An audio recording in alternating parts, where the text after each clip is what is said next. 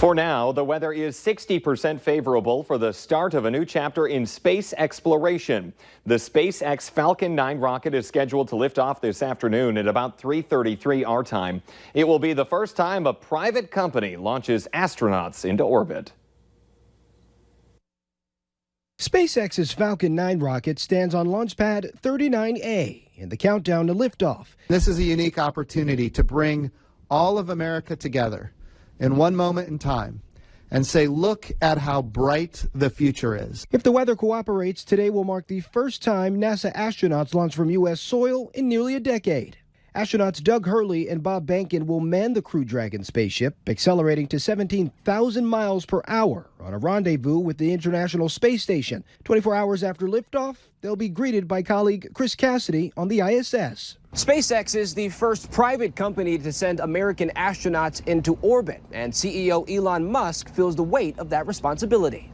It weighs very heavily.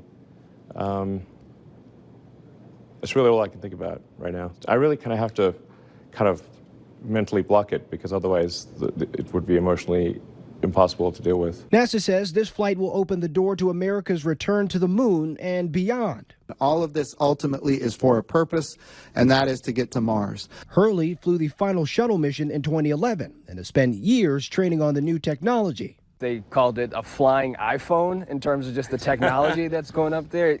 We've seen the Tesla cars. Is it a big old iPad in there that's working out in there? How's it all working? It is kind of like a Tesla car in the sense that most of the controls for the crew inside the cockpit are all touchscreens.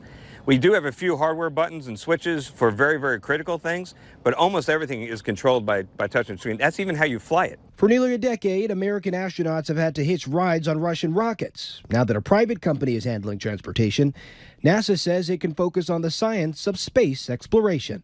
Skyler Henry, CBS News at the Kennedy Space Center. What a time to be alive. President Donald Trump heads to the Kennedy Space Center this afternoon for a tour of the crew quarters and then to watch that launch. Still ahead here at noon, the Mr. Food Test Kitchen has the perfect seasonal dessert recipe for the summer.